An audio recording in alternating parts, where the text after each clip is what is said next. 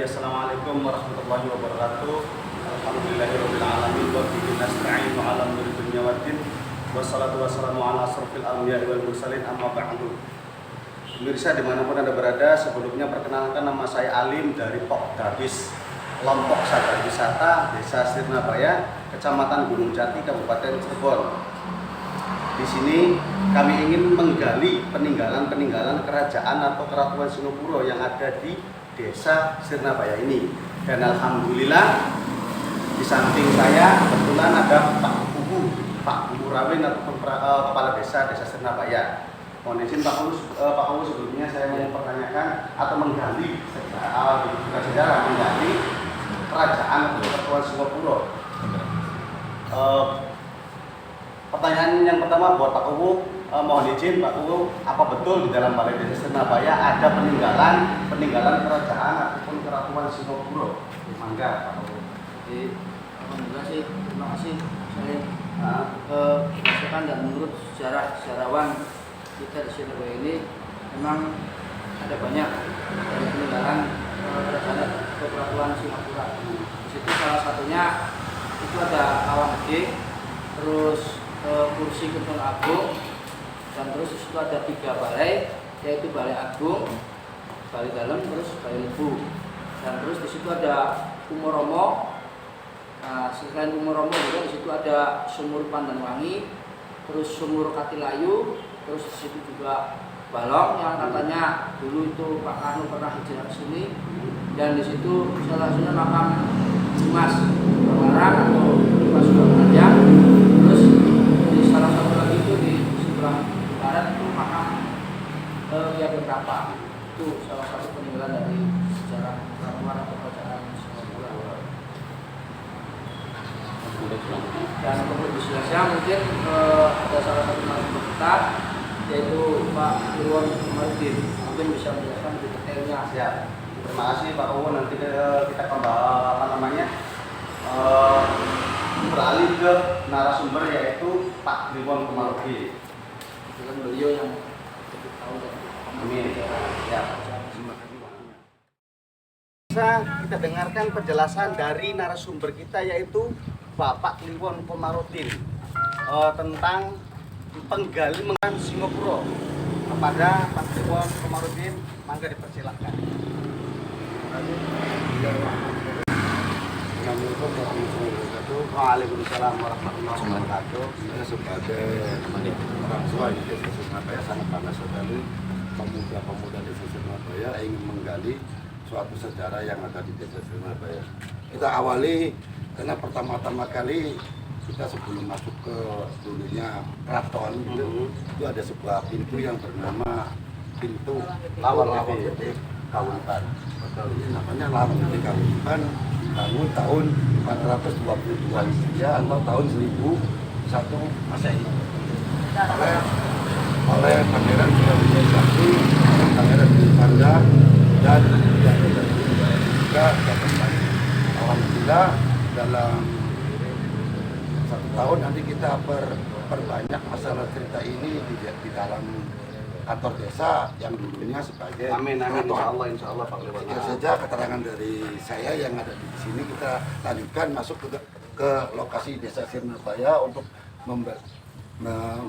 supaya anda semua mengetahui tinggalan situs-situs yang ada di Sirnabaya. Boleh. Mari kita ke dalam desa saja.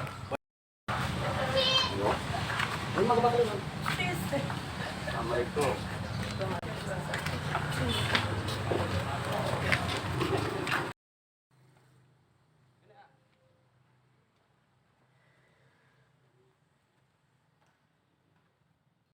Alhamdulillah hari ini salah satu peninggalan kerajaan sebelum dari kerajaan ini kerajaan Singapura yang bernama Bencana Agung. Ini salah satunya untuk seorang raja dulunya. Ada temannya beberapa meja beberapa secara petak bulat rencana mulia. Anda lihatkan saja ke dalam yang peninggalan situs-situs yang lainnya.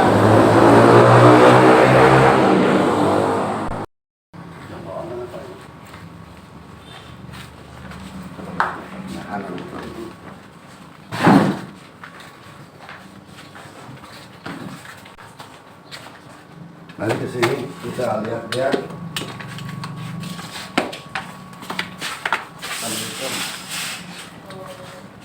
Alhamdulillah. Kalau ini namanya apa ya? Ini salah satu peninggalan kerajaan Singapura sebelum menjadi keraton Singapura. Ini namanya Balai Agung. Balai Agung ini tempat duduknya seorang raja dan permaisuri. Kalau peninggalan dulu ya. Ya, kalau mau bermusyawarah atau berembuk dengan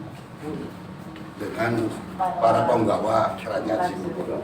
Dan salah satunya ini bekas namanya Balai Dumo, bekas tempatnya balai ini. Cuma saya variasi daripada mengambil dari saya variasi begini. Dan Kalau batu-batu itu sendiri batu apa ya? kalau ini namanya batu sela tertunggal. Itu tanda mata dari Laksamana Cenggo waktu berkunjung pertama di Singapura, di kerajaan Singapura. Nah ini di sini Kalau ini sebagai bareng ini untuk woro-woro kepada rakyat Singapura waktu itu. Raja dipimpin kerajaan Singapura dipimpin oleh seorang raja yang bernama Paduka Eyang Prabu Wijaya Kesuma dan permaisurinya Dewi Ayuningrum. Ya, itu nama aslinya raja itu Pangeran Surodesa. Nama asli lahirnya itu Syekh Sayyid Maulana Jalaluddin. Waktu berkunjung ke Padukuhan Depok, dia berganti nama Syekh Maulana Iskak.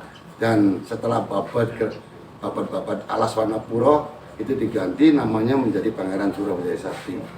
Dan diangkatlah Pangeran Surodesa Sakti ingin mendirikan kerajaan Islam yang pertama di Singapura, di Pulau Jawa ini.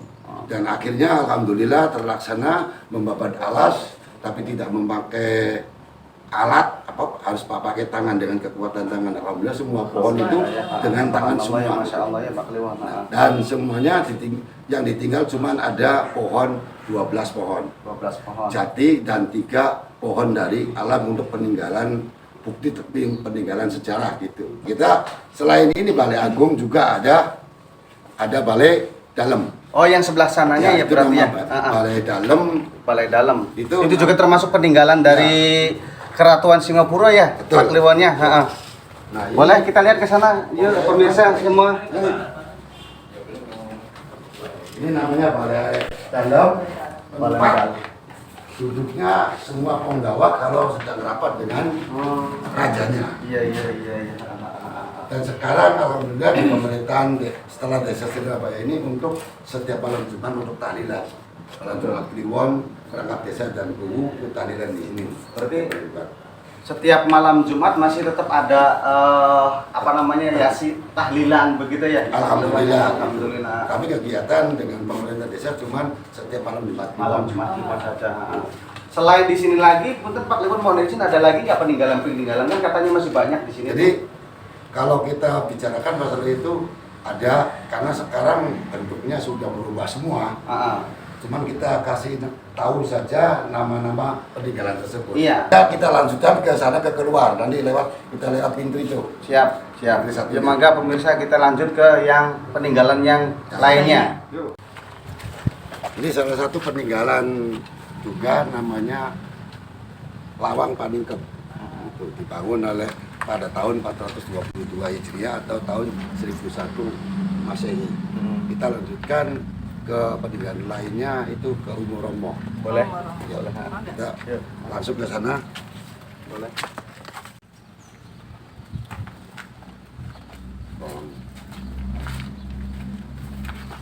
Di sini Romo ya, Pak Ya. Kliwon.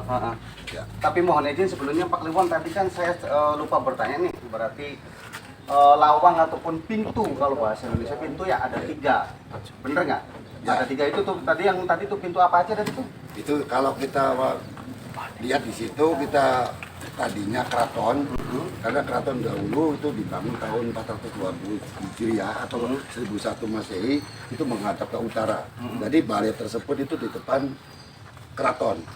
Posisinya Ya, ya? posisinya di depan Posisinya, keraton ya. antara 3 tepas setengah. Gitu. Keraton dengan balai. Balai. Dan salah pintu yang ketiga itu namanya yang pertama pintu pembuka, dan yang kedua ini yang baru saya lewati paningkep, dan yang terakhir di sana untuk masuk ke balai itu pintu pamungkas. Jadi kalau misalnya sesarangnya itu tuh pintu untuk membuka dan untuk menutup gitu ya Pak Kliwonnya. Itu kedua, ketiga-tiganya itu dibukanya setahun satu kali. Oh, setahun sekali. Kalau ada adat di desa Sirnabaya, istilahnya setengah bumi itu baru dibuka. Termasuk pintu atau lawang gede Kahuripan. Sama itu juga ya? Sama itu sebetulnya satu tahun satu kali dibuka. Jadi nggak sembarangan ya? Ya, main ini buka. juga namanya pintu atau lawang pamujudan, itu dibangunnya sama. Pokoknya situs-situs yang dari Sirnabaya ini itu dibikin tahun 422 Hijriah atau tahun 1001 Masehi. Ini namanya pintu pamujudan, mau masuk ke dalam Umoromo. Sebetulnya Umoromo ini luasnya nggak segini, cuman ini duplikat. Aslinya 7 meter kali 7 meter. Berarti Masya Allahnya. Itu melambangkan kata Pangeran Surawijaya Sakti atau yang Prabu Wijaya Kesuma itu 7 meter belum melambangkan surat Al-Fatihah. Dan kita lanjutkan ke Pandanwangi. ya. Pandanwangi. Ya. Boleh? Ya pemirsa, kita menuju ke Sumur Pandanwangi. Jadi di Sumur Pandanwangi ini kegunaannya, manfaatnya seperti apa? Mangga Pak Kliwon. Jadi ini sumur Pandanwangi dibangun pada tahun 426 Hijriah oleh Eyang Permaisuri Dewi Ningrum. Dulunya namanya Sumur Pandan. Jadi kaijabannya ini dari pohon pandan disuruh pindah ke depan keraton, akhirnya begitu dicabut menjadi sumur. Dengan gitu ya. besaran bawah Berarti itu menjadi sumur. Dulunya pandannya, jadi Iya, pohon dulunya pandan pohon. setelah dicabut menjadi Dicabut sumur, menjadi begitu ya Pak sumur. Kliwonnya. Begitu orang-orang mau pergi, dia mengeluarkan bau harum. Jadi oleh suaminya Paduka Yang Prabu dikasih nama Kasih lagi, nama Pandanwangi. dikasih belakangnya Wangi. Jadi ini namanya Sumur Pandanwangi. Pandanwangi. Tapi setiap tahun sering itu enggak airnya, atau sering apa namanya, atau selalu Surut ada enggak? air surut enggak? Alhamdulillah sejak saya dari kecil di sini belum pernah surut. Ini salah satu sumur itu kebanggaan masyarakat Sirnabaya dan sekitarnya sampai ke daerah Sambeng atau Mayung atau Buyut. Itu kalau kemarau tidak ada air itu ngambilnya dari sini. Berarti Oke. selalu ini ya ada. Dan kita lanjutkan Lanjut ke ke situs lainnya.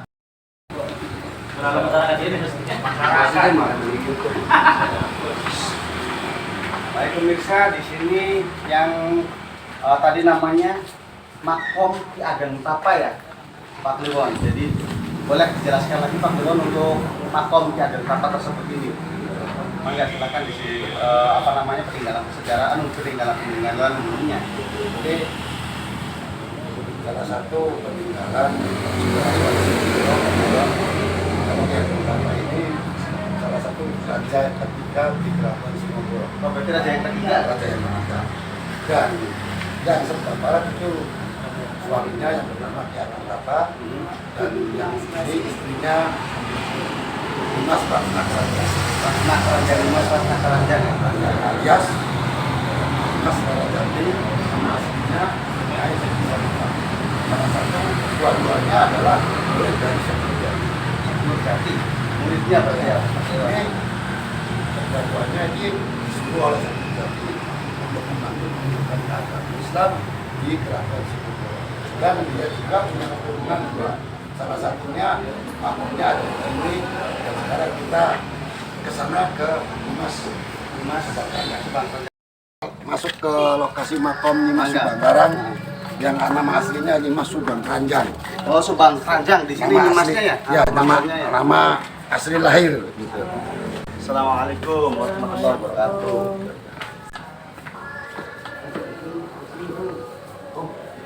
Wow. Masih itu juga ya, Pak Kliwon? Masih asli. Masih asli ya? Mari kita duduk di sini. Ini boleh dilihat. Aku mau lihat dulu Pak Kliwon. Boleh, ngomong, silakan. Pemirsa, kita lewat dulu makom Nyimas Subang Keranjang tadi, Subang apa? Subang Larang. Subang Larang. Di sini. Silakan Mas, rekan-rekan Anda silakan dipanggil. Oh, boleh. Duduk di sini untuk menerangkan barangkali supaya tahu. Boleh rekan-rekan kita kumpul dulu sini. Jadi nanti untuk penjelasan lebih detailnya kita jelaskan sama Pak Kliwon sendiri. Silakan teman-teman di sini merapat.